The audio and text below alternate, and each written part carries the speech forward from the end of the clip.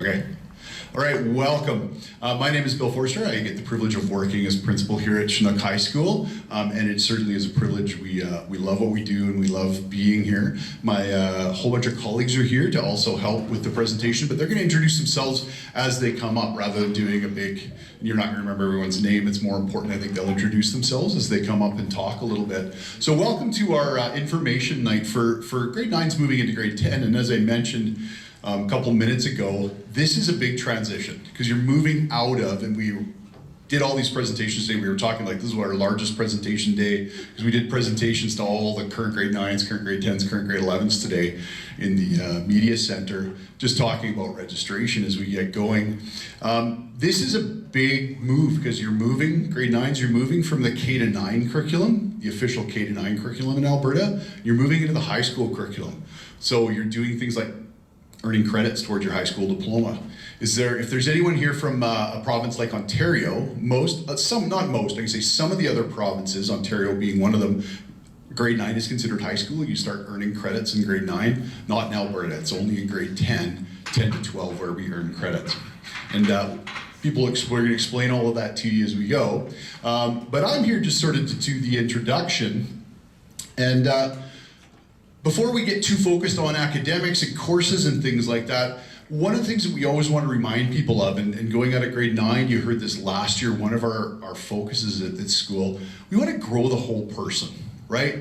Our whole focus and our whole goal here is that every one of us, but students in particular, grow as they move through high school here. And that's grow academically, grow intellectually, grow physically, grow socially, grow emotionally, grow spiritually, just grow as they move through Chinook High School. And we want to just remind people of that too, because this is a long process still. You're going into grade 10, your sons and daughters, kids are going into grade 10, and that focus is still there. Now you can grow as you're growing academically and growing and learning and growing those and things, starting to worry about credits and things like that. But we still keep the focus on that because there's still a lot of room to grow and a lot of places to go and a lot of decisions to make, and we want people to do that. And you'll see this picture here, and if you've been around the schools, grade 9s, you're in here, you've seen this a lot, you've heard us say this a lot, because we really do believe this. You'll see know your why, aim for growth, and take ownership, and we really do believe that, and that's what we're going to continue. Even as we have conversations about, what course do I need to take for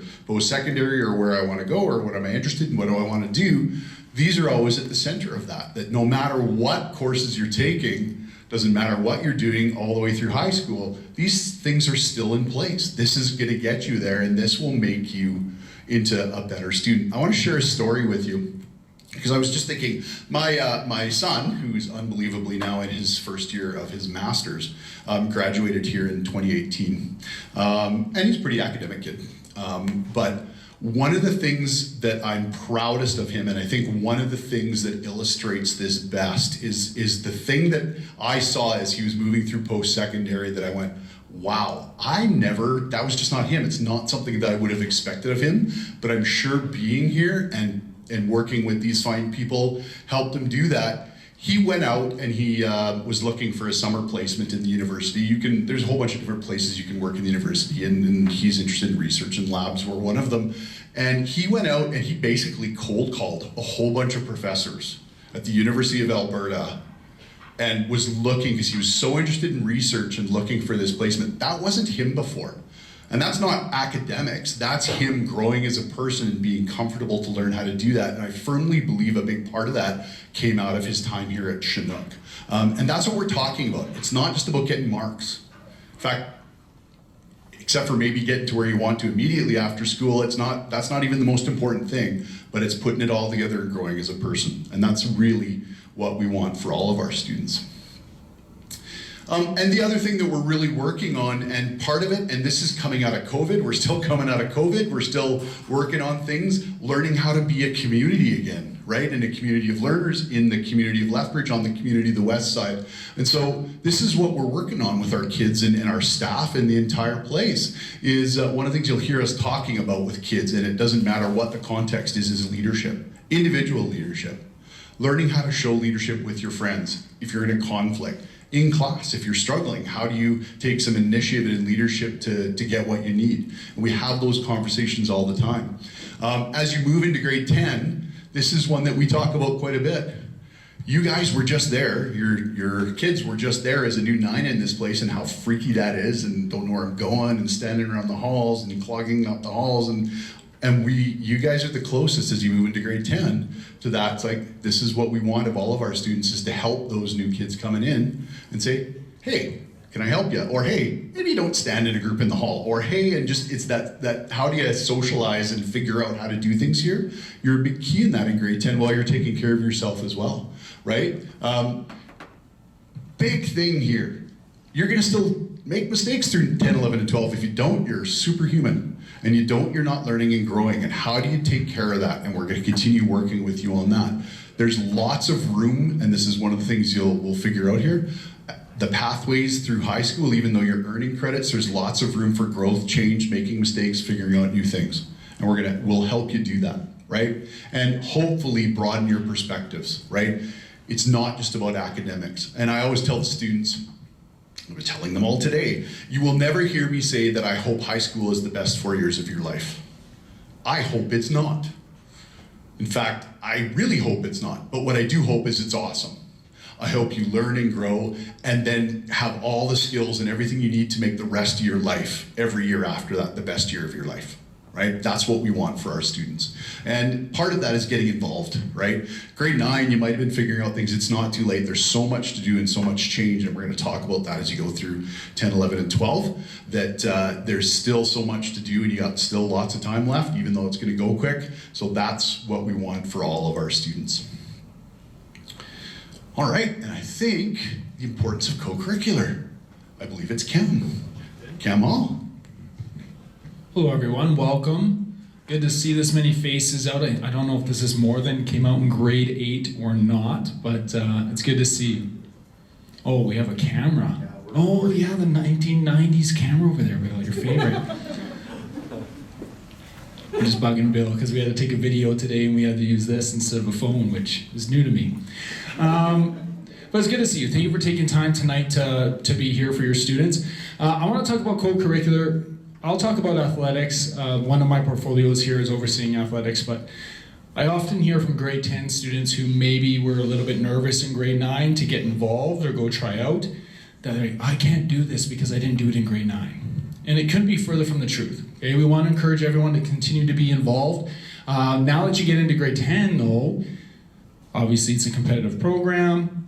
There's a limited number of spots. So if you want to prepare, start preparing now. We'll offer JV and senior varsity sports in high school. So we haven't had a grade 10 play senior varsity for a long time. Typically grade 10s will play on the JV teams, and there's volleyball, basketball would have 12 positions on that team. There's still football, rugby, cross country. You can get involved in all those things on the side there. So huge importance in co-curricular. I had this conversation today with some of our teachers. I've had this conversation with representatives from our school division in the last 2 weeks. We believe that sport, I'll use sport as an example, builds the culture in the school, but it's not the culture in the school. When our sports teams go out to other places and play and compete, they show what Chinook High School is about, but sports builds that, just as fine arts does, and Dwayne will, Dwayne will speak to that in a little bit. So I just want to encourage you, continue to be involved. If you have any questions about co-curricular, clubs, fine arts, athletics, you can see Dwayne or I. Is Dwayne next? Yeah. Perfect. There we go. Thanks, Cam.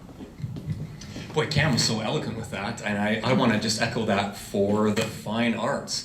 It is such an incredible school because your kid has the chance to be connected. And for some folks that's athletics, and for some folks that's fine arts, and for some folks it's neither, and maybe they're more interested in doing clubs. But there are so many ways to connect. And I always tell students, you're here, in your student's case, you're here for the next 3 years, whether you connect or not. But the opportunity that you have to connect is so important, and it can really enrich your time here. And for the fine arts, I tell people that Chinook is a lot like the Nanton candy store. Every time I go in there, I want everything. I want that Abba Zaba bar. I want that Kit Kat from Japan with the green tea flavor. I'm gonna get some ice cream out. I want it all. But if I have it all, I'm gonna get sick. So I do tell kids to get connected, but not to do too much. Pick one thing, pick two things, and get connected. And if it's fine arts you're looking for, same with athletics. If you didn't do it in grade 9, you can still start in grade 10. In fact, maybe in grade 9 you looked and you saw all the amazing things that were happening in athletics and fine arts, and now you're thinking, okay, now's my chance. In grade 10, I'm going to take that drama class or that rock and pop class that I was really interested in but didn't quite have the nerve to try out for yet. And you should definitely encourage your kids to do some of those classes, because that's where they can really connect. If your kid did band in grade 9, music can expand into so many different things. We do have a concert band, but we also have choirs, and we have rock and pop classes. We have jazz band. If your student did drama in grade 9, in grade 10, they can continue to do drama. But it could also be cool if maybe they try technical theater or advanced acting or musical theater. If you saw Mamma Mia, you can do that next year. You can be in any of those productions. So yeah, imagine you're in the Nat and Candy store and there's a couple of things that you want to try out. I really encourage you to do that. So fine arts is one of the things in my portfolio. Another thing that's in my portfolio is grad. That's an advisor. Hey, there we go, there's grad. So as you're transitioning from grade 9 to grade 10, something that a lot of parents and a lot of students have questions about is, how do you graduate? What does it look like? I already see cameras coming out. Take all the pictures you want. Just tag me, all right? In grade 10, it's pretty easy, right? You're gonna take an English class, you're gonna take a social class, you're gonna take a math class, you're gonna take a science class. And so that's pretty simple.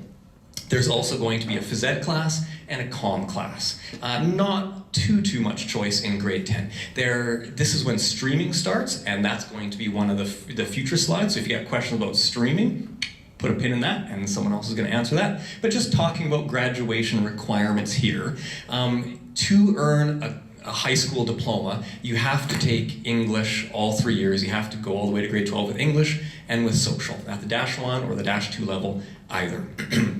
And for the minimum, you have to do your math and science to the grade 11 level. And for some kids, it is that conversation about that's the minimum, that's how you graduate. For a lot of students, they're going to reach the minimum. The real conversation is, what do you need to be successful in whatever you choose after school?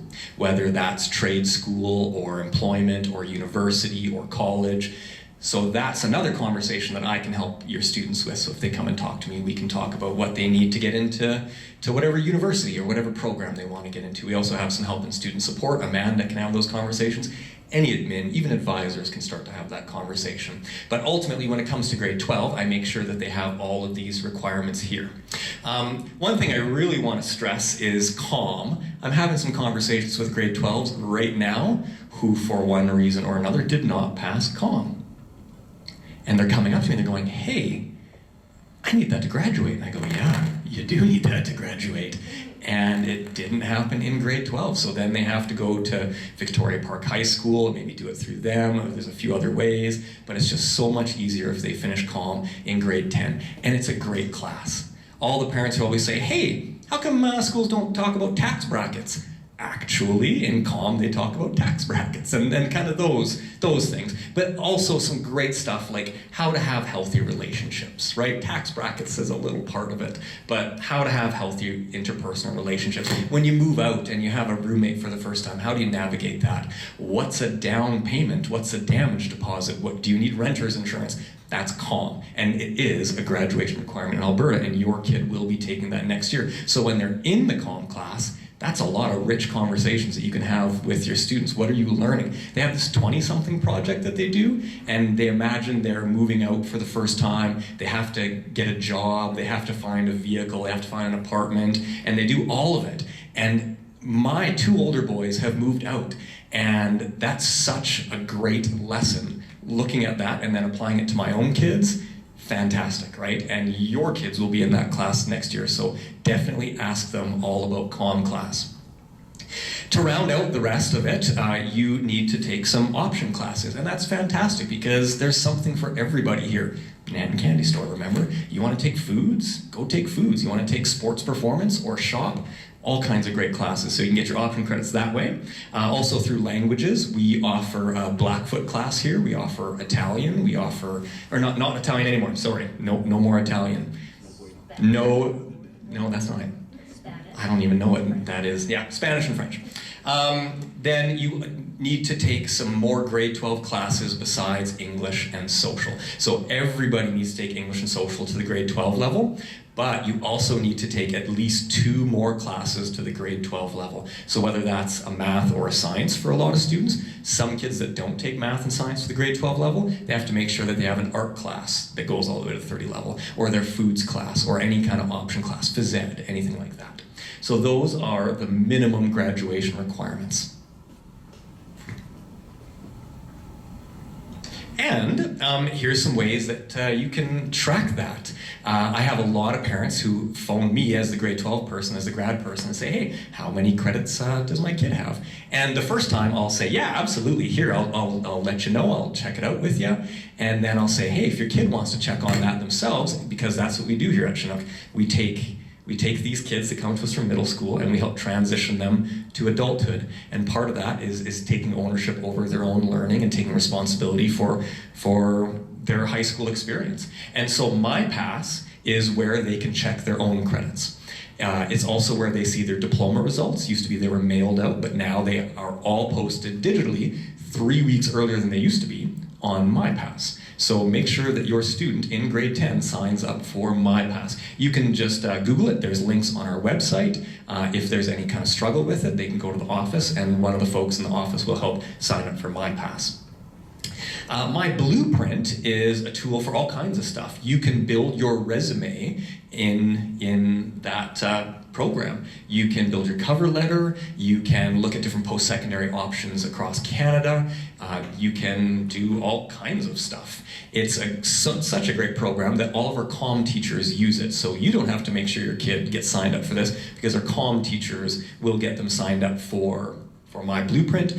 They'll get their resume in there, and my son is in grade 10 right now, and he just got his first job at Canadian Tire, and he built his resume in MyPass. So there you go, it works.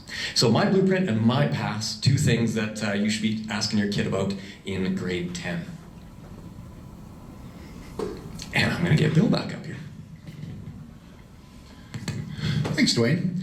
So just want to introduce a few things, and not a lot of these are actually necessarily for grade 10.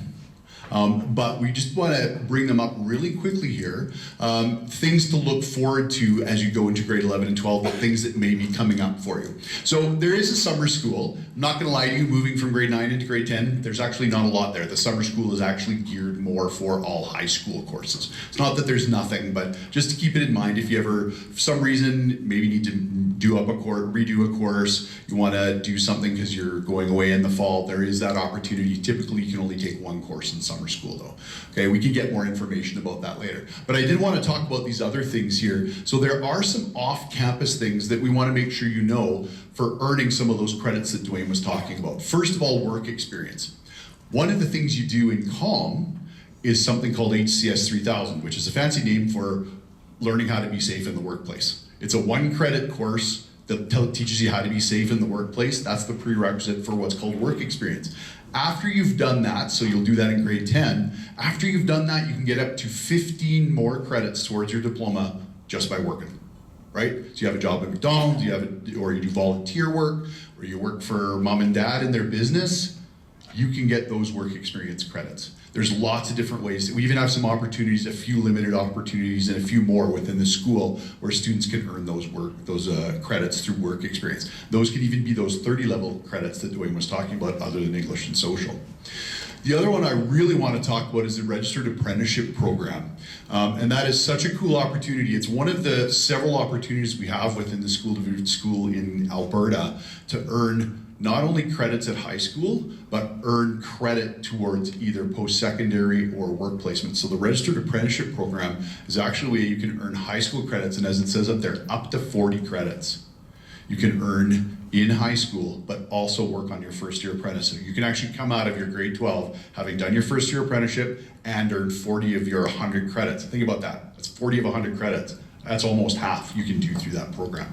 Now, it's a little bit more complex. You need to be working with a journeyman, which we don't necessarily have a lot of, but if you guys have contacts, if you know people in your family, sometimes Uncle Tara is a journeyman and wants to take you under their wing. So there's lots of different ways of doing that, but just be aware of that. RAP doesn't start until after grade 10 because you have to have a couple grade 10 courses under your belt. Something to be thinking about. Okay, so there's lots of off-campus opportunities just to inquire about as you go along. Sorry, and I'm just realizing now that third point on the right side where it talks about April 28th, I'm realizing that was from last year. That is not true. So, yeah, if you took a picture, April 20th, yeah. We don't have information right now about this year, so that was from last year, so I apologize. I missed that when I was putting this together. Yeah. My bad. They usually do hold one every year, so stay tuned, watch the website, watch the divisional website, there will be a RAP information. But again, that's probably more next year as you're going into grade 11, grade 12. All right. Dave, come on up. Introduce you to Dave Ward. Sure.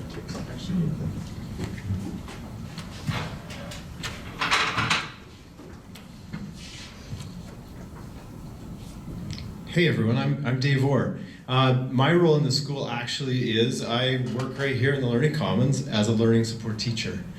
And I'm one of many people in the building that support learning.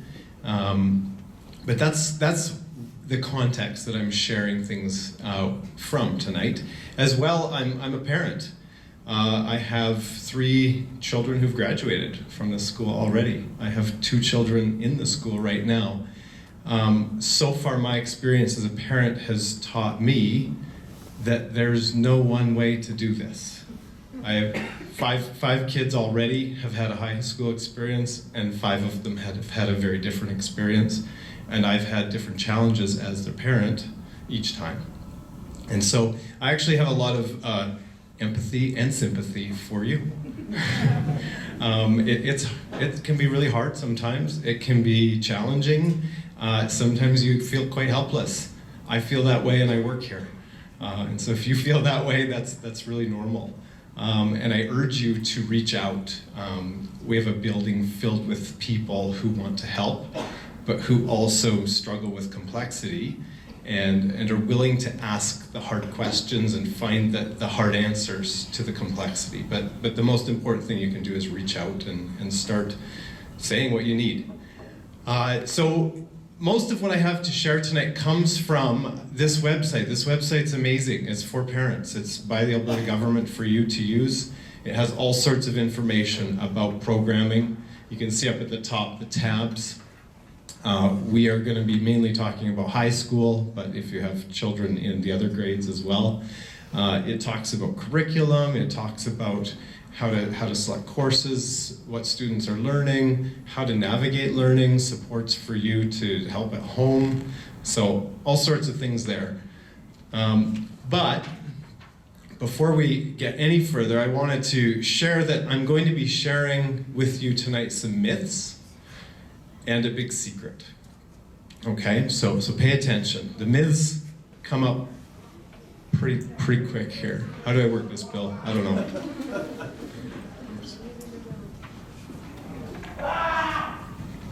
Look, I'll just do this. Nope. There we go. Okay. So some myths about high school. No, they're not the pictures. The pictures are just some myths. But first of all, big myth number 1 is that high school students should know what they're going to be when they grow up. That's a myth. Nobody who graduates knows what they're going to be when they grow up. Some pretend. Some, especially in grade 12, really latch on to something and tell everybody that's what they're going to be, but they don't know. Occasionally it works out for them, but that's more accidental, I think. So it's okay. It's okay if you don't know. It's okay if you don't know in grade 12. I think I started teaching when I was about 24. I think I was 30 before I knew what I was going to be when I grew up. I was still a teacher, but I hadn't really committed or decided until then. That's pretty normal. Myth number 2, your high school marks determine your future success. That's a myth. That's not real. There's many, many people who have great lives, who have gone on to do amazing things, who hold jobs and careers, and are doing the things that they want to do, who struggled in high school. I could come up with hundreds of stories, thousands of stories. High school marks are way less important than the skills that you learn in high school. How to work, how to do things that are hard, how to ask for help when you need help. Those are some examples of things that really carry you far in life. Your high school marks may or may not have an impact on that. Myth number 3, university is the best thing that you can do after high school. That's a myth. University is good for some people, and it's terrible for a lot of people. There's a slide later that's going to show you that only about 20% of the population hold university degrees, and there's a whole lot of other people, about 80% of the population, that are working, and most of them are also happy. They've found things that they can do that's not at university. And then finally, the last myth about high school is that our main job in high school is just to keep all the doors open.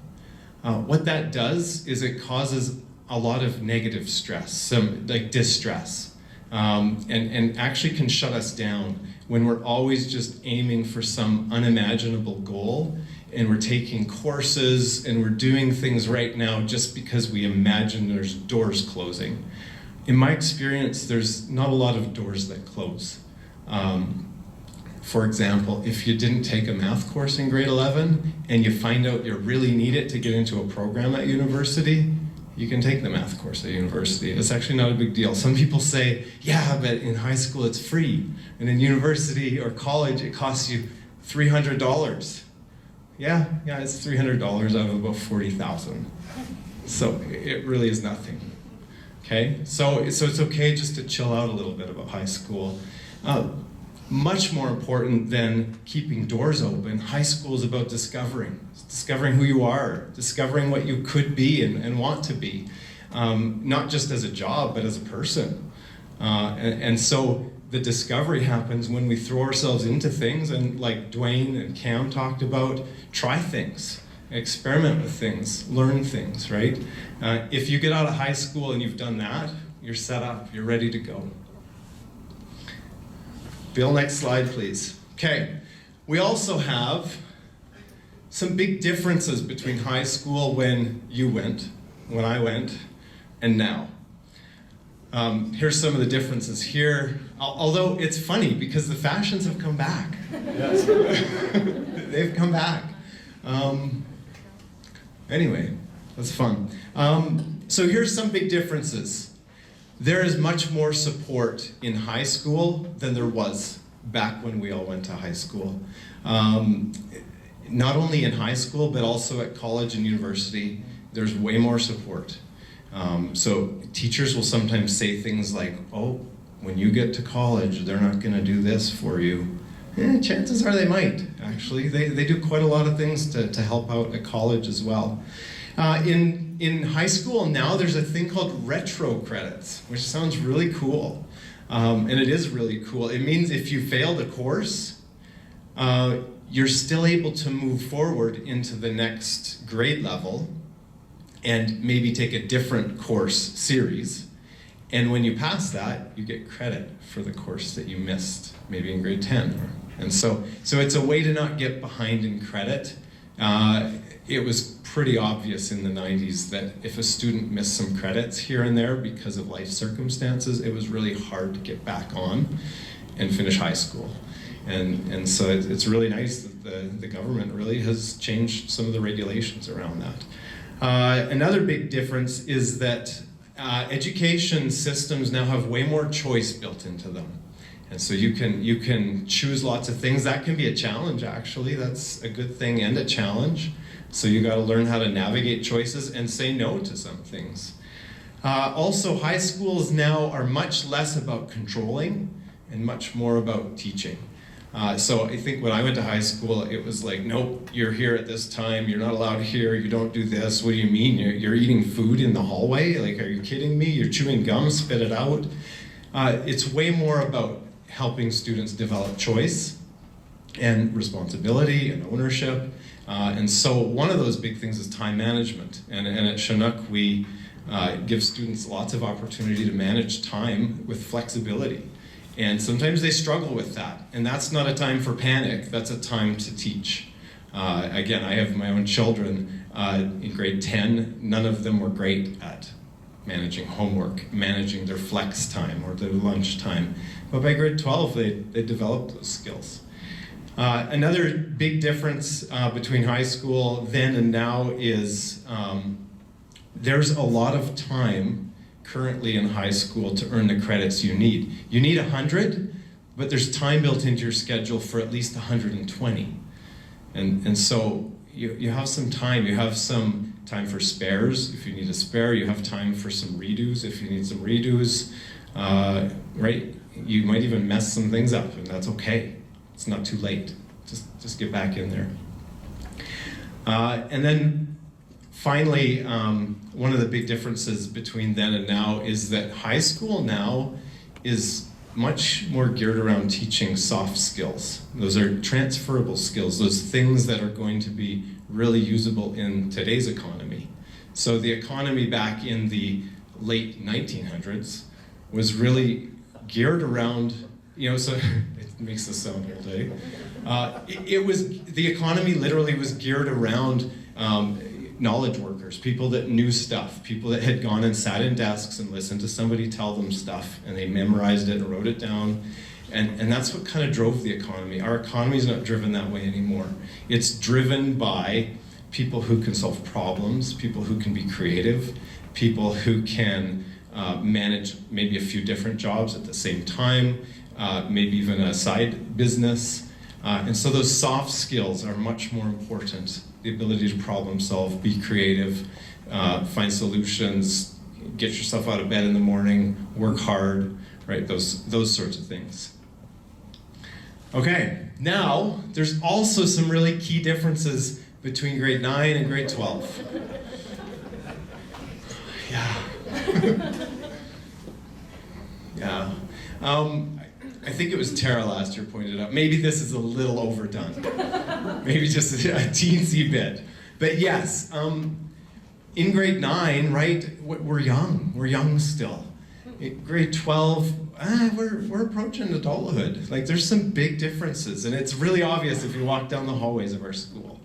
And so the reason that I bring that up is because you who are in grade 9 are actually going to change a lot by grade 12. That's why it's not that important that you know what you're going to be when you grow up, because you're going to change a ton in the next few years even.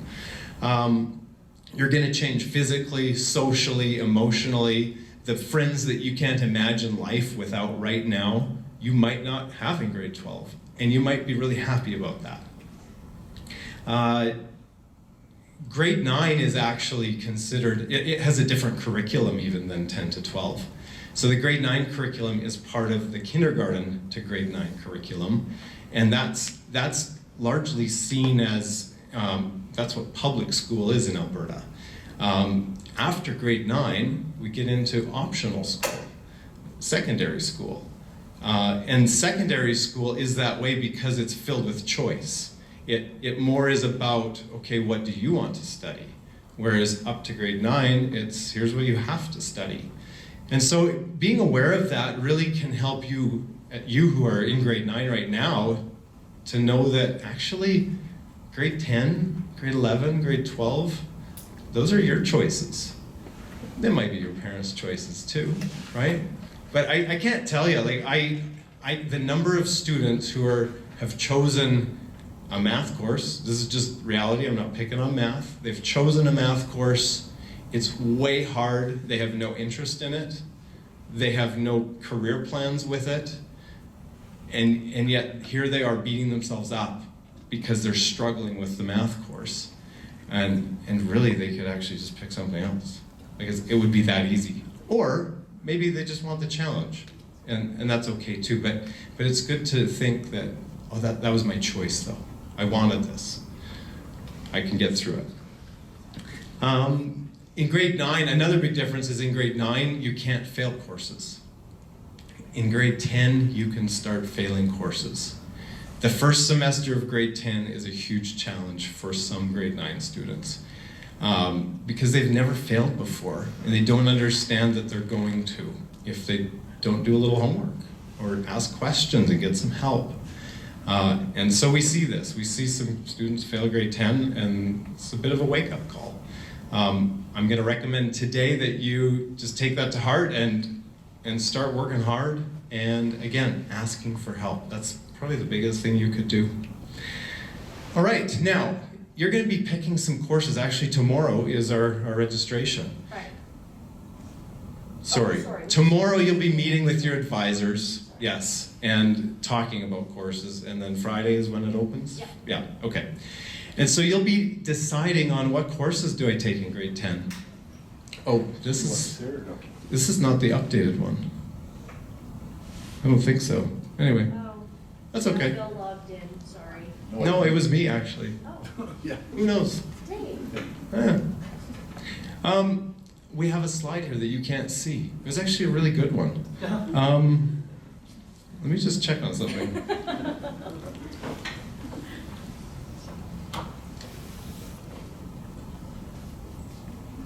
Oh. That's the one we're in. Is it the 2023 one? Yeah, look at, from Nine High School 2023. This one? No, one below. This one.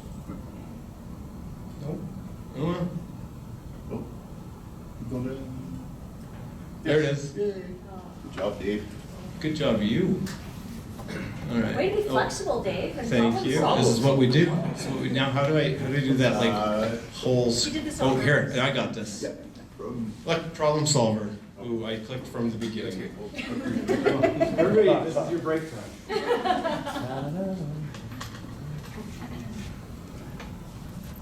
Good last one. Just recapping what we were just discussing. Yeah, that's. Lots of pathways. There we go. Here we are. Okay. This is really important. Pictures. I love it. Okay, so here's why this is important. There's this idea out there that there's like the right courses to take in high school and then the other courses. You know, I'm gonna say it, I'm quoting somebody else. I don't believe this at all. There's the smart courses and then there's the not smart courses. That's not true. It's absolutely not true at all. Don't even think that for a second. Here's how it works. Here's some courses and here's some courses. Here are some reasons people might take these courses. Here are some reasons people might take these courses. The courses just do different things, and they lead to different places, but some are better than others. They're all great. And so you might have heard of -1 and -2. Okay, and people talk about, oh, the -1 courses are the ones for university, or the -1 courses are the ones that people who actually care about academics take. That's a lie, that's wrong, not true at all. If you look even over here, look, some of the courses are -1, right, that are heading to university, but some of them are actually -2 as well. And that's because the different subjects number them differently. So math, for example, they have -1 and -2 courses that are all university or academic bound courses. And then over here you've got math -3 courses that are similar to English -2 courses. Confused? It's confusing. I don't know why they're numbered that way. I didn't do it. I think it's because they had different committees number them and they didn't talk to each other. That's my belief. So anyway, if you're somebody who values academic learning, that's more critical and theoretical and philosophical, you like to imagine things, You like to write about things that are kind of out there. These are the courses that sort of focus on that. And then if you're somebody that values academic learning that's more practical or tangible and applied, here are courses that do that. Now, here's the other thing. Nobody really just fits into one of these. Okay? Lots of people kind of fit somewhere in here. It's like, well, no, I'm kind of this way sometimes, but I'm kind of this way sometimes. Well, you can pick courses from here and from here. And it goes down many different pathways. Okay, so don't get hung up in I'm a -1 student or a -2 student. There's no such thing. Take the courses that you need or that you're interested in or that reflect your values as a learner. Okay, next slide. Just before we do that, I just want to give can I give a really practical, tangible example of that? This was probably mostly me. I mean, they were different courses back then. I'm really old. But did biochemistry, physics. I'm a physics teacher, did all of these courses, English 30-1. My brother-in-law, who I just like to point out is 2 years older than me. I don't know why I like to do that. Is also a high school principal. He's in Leduc High School, exactly the same size. They don't have grade 9s, so they have it easier than we do. He did English at the 30-1 level because you had to do that. He did this math. He's not a math guy. That's okay. He's a music guy. He was a band teacher. He did a lot of fine arts courses, did a lot of those things. I think he did science at this level. Same job, same people, doing very similar things, completely different paths. And I just wanted to point that out, that it's what we got there in different ways. He's been in a lot of bands. Thanks for that, Bill.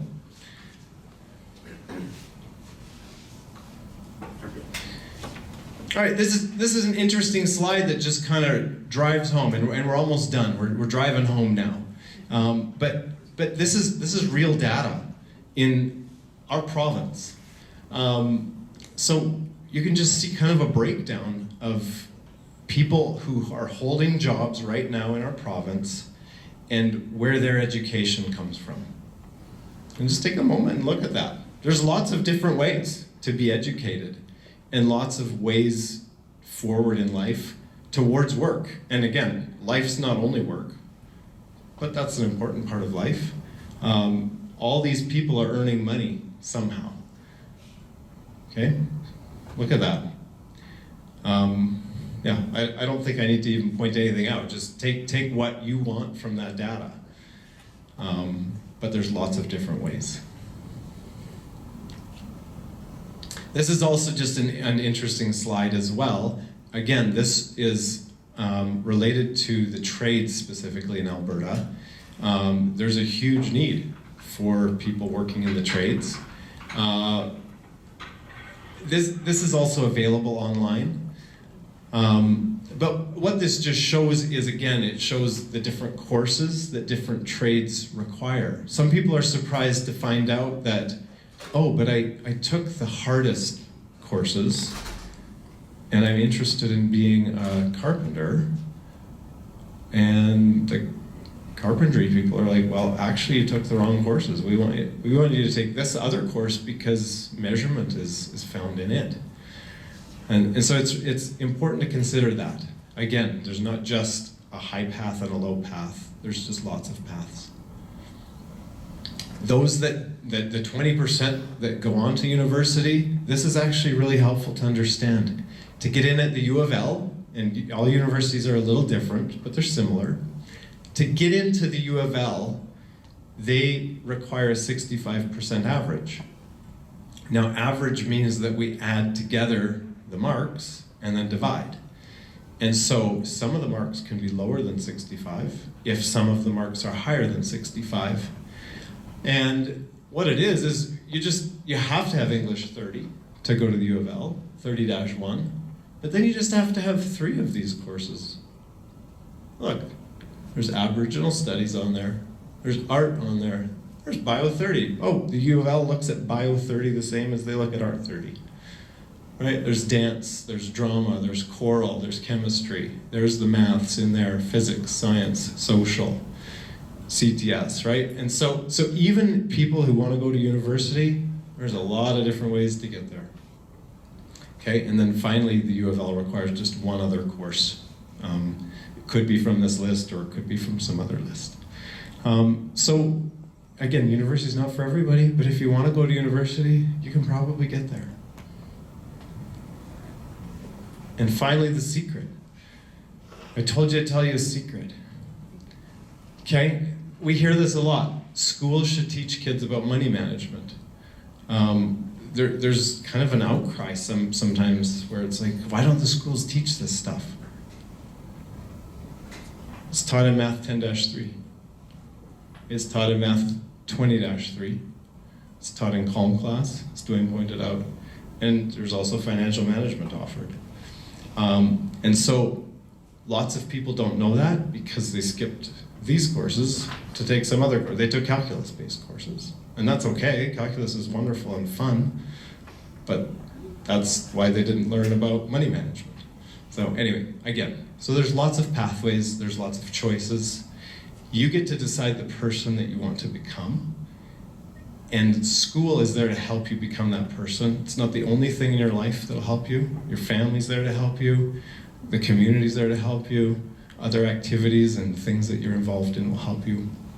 But just chill out a little bit, know there's many pathways forward, and there's lots of help along the way. Anything else? Q&A time? Okay. All right, here's Bill for Q&A. All right, thanks, Dave. I do want to I'm going to pick on Jordana for a second. Jordana, you just want to come up for a second and introduce yourself. Dave represents, at least here, one half of our student supports in terms of learning supports. But I just want to introduce Jordana, who is our teacher counselor. She can describe a little bit about wellness and what she does, just so you know. Okay, so I'm Jordana. I'm the teacher counselor here at Chinook High School. So our grade 9s are kind of getting their feet under them now. They're going to be going into grade 10. And guess what? The further along we get into grade 10, the more challenges that might arise, the more struggle we might face, the more outside of school situations and circumstances might impact our learning as well.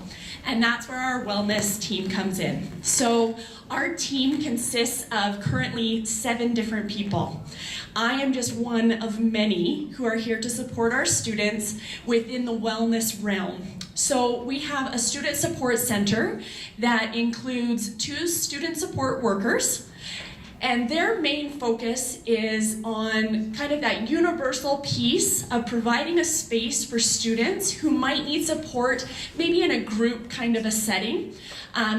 Often our students might find that being in a standard classroom brings a little bit too much anxiety for them to be able to be as successful as they could be, and our student support center might be a space that they might utilize to help regulate and focus in a quieter area in our school.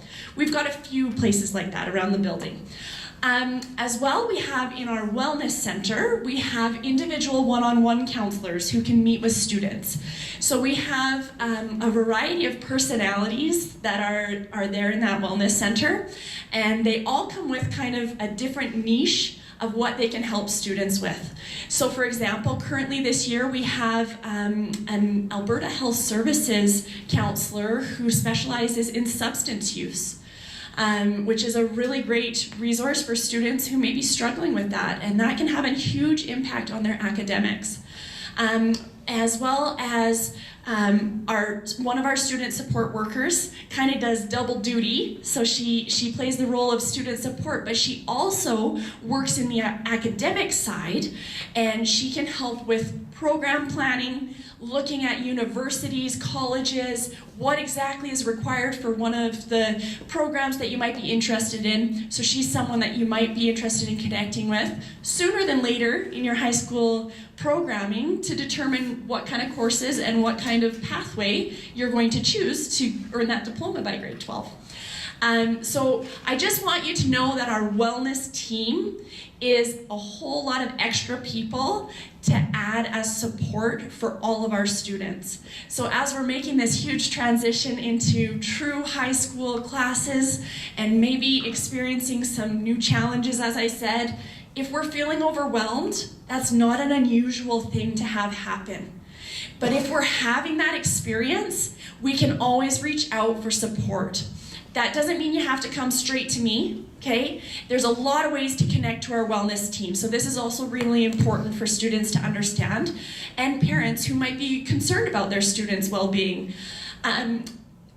Always, a student could physically just walk into our wellness center.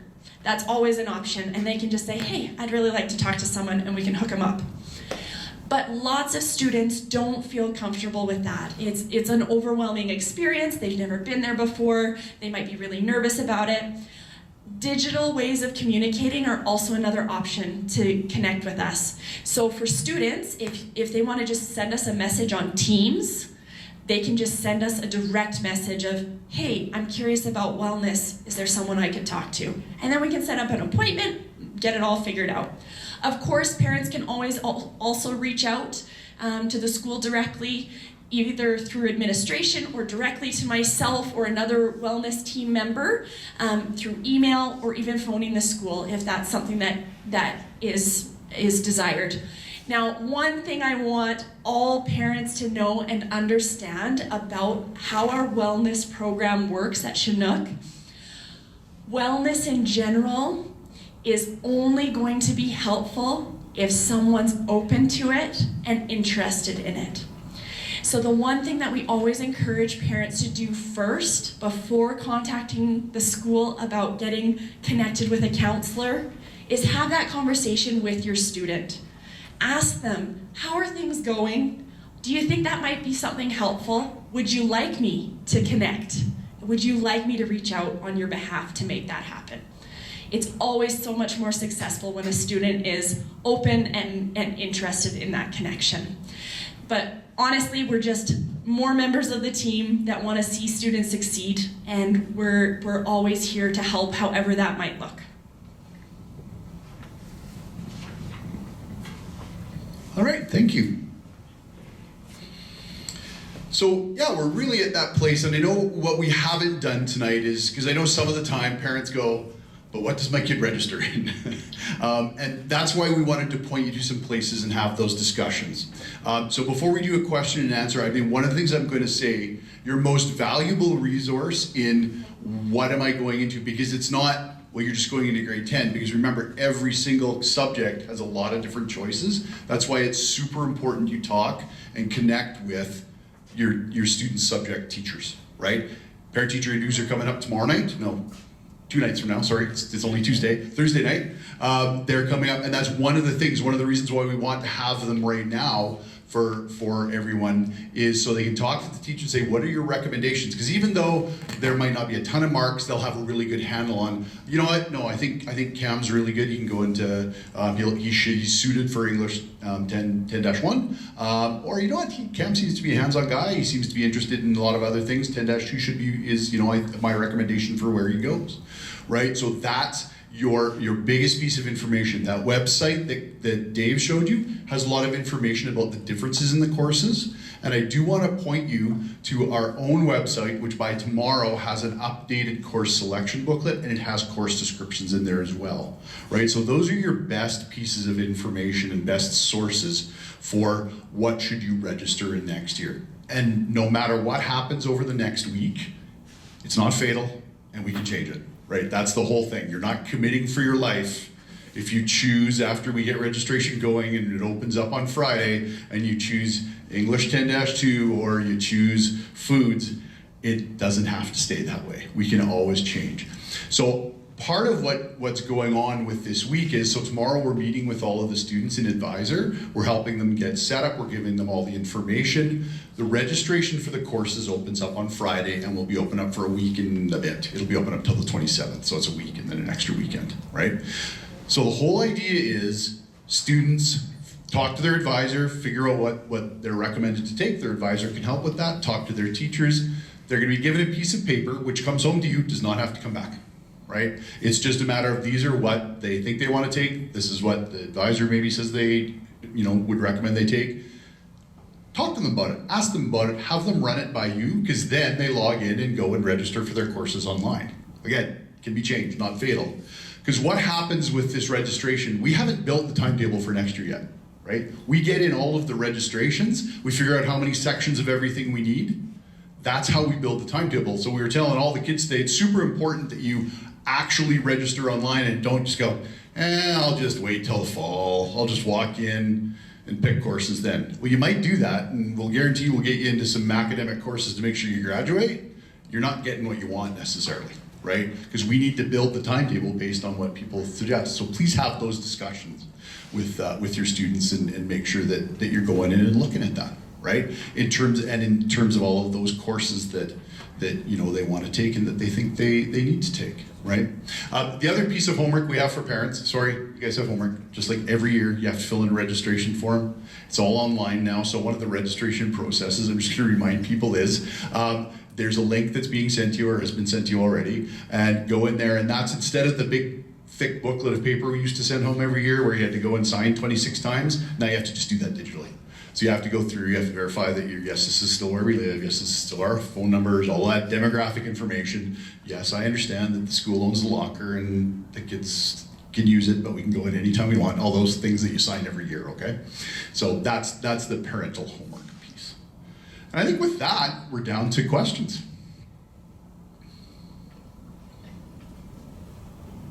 I have a question. Okay, sorry, go ahead. Are some of these courses that they're going to take for 10, like 10-1, will that be the prerequisite if you were going to then take the 20-1?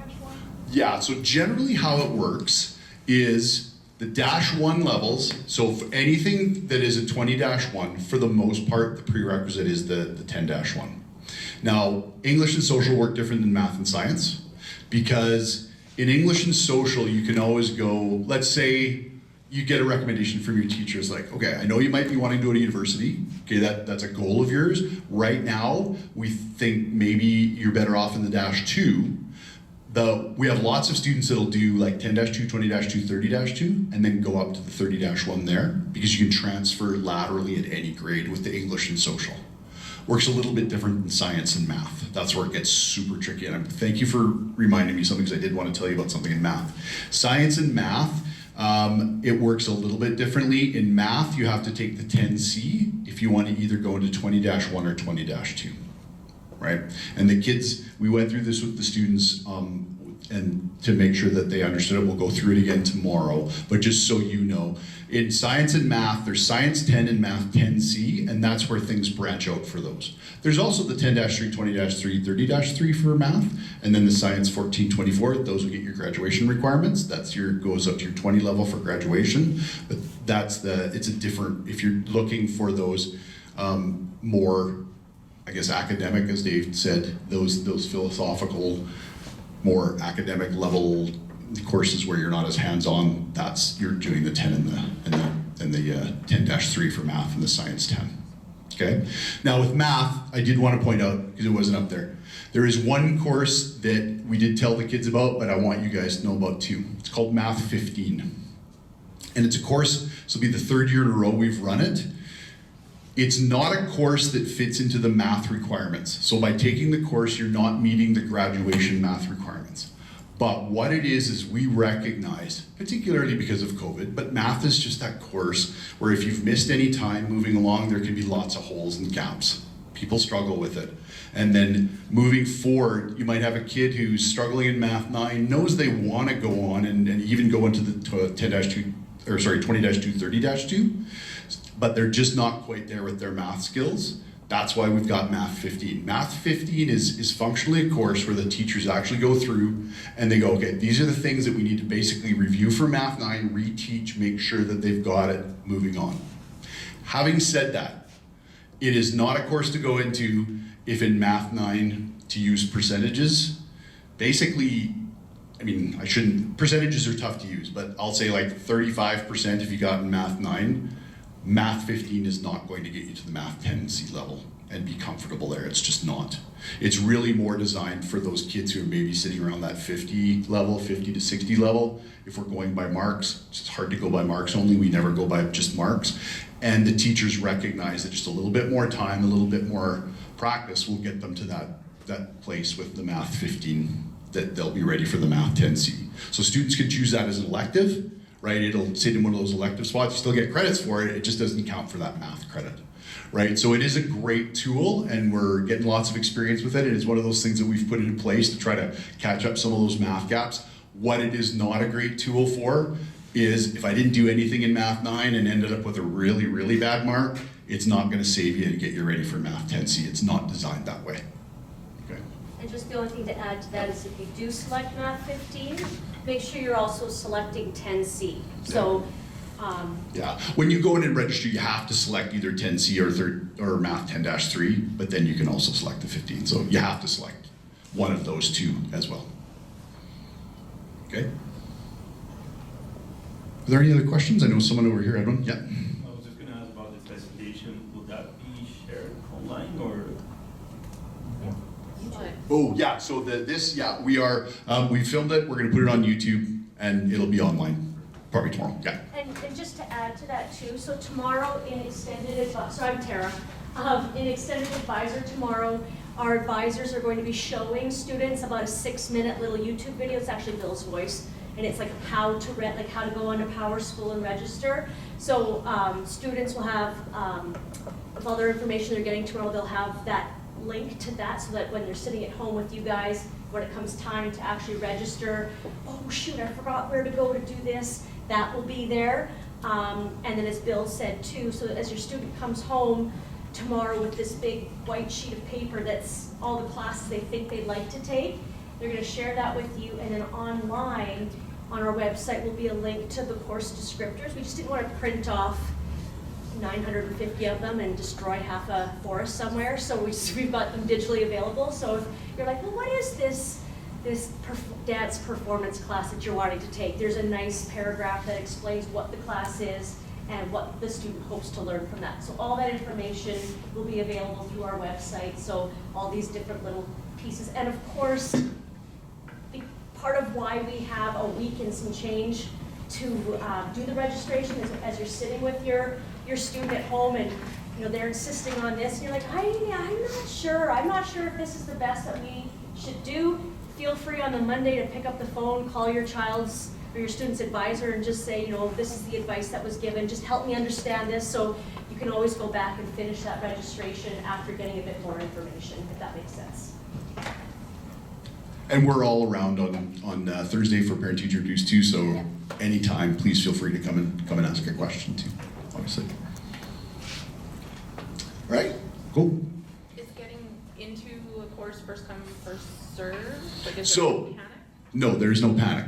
Okay, so I'm glad you asked that. So, because kids always think that. It's like, well, if I don't register although if you want your kid to make sure they're up on Friday because it's a day off for them, you can tell them it's a panic, but it's really not. If they're okay sleeping until 2, that's fine too. No, because what I said is that basically when the kids go in and say, I want this, this, this, and this, and this, we then look at those numbers and actually build the number of sections. So it's not a one-to-one. Just because you've chosen something doesn't mean it's going to be there. Because the reality is there's some new courses we're offering this year that if we don't get enough selection for, we're not going to offer them, right? Because we have to make sure there's enough. But generally, it's the number of sections we make is based on the number of people who choose it.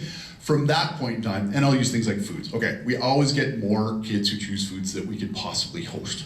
There's just so many hours, so many periods in the day that we can have foods, and we have to have some at the 10 and 11 and 12. So the reality is, one of the things we do is just like when you register for grade 9, we ask them to pick alternates for their electives, just so and it'll automatically put them in. And then actually who gets in first is really randomized. When we actually load the courses, it goes through and does some random thing in the background with the computer generation and basically plunks kids in there in whatever order it gets to them. So it's really kind of random and fair that way, I guess, quote unquote.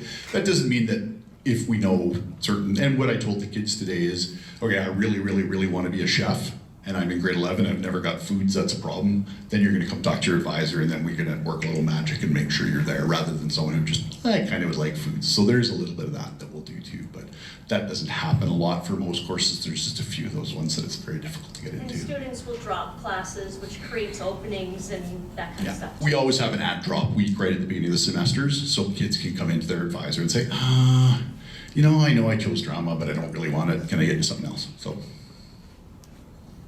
great question, thanks.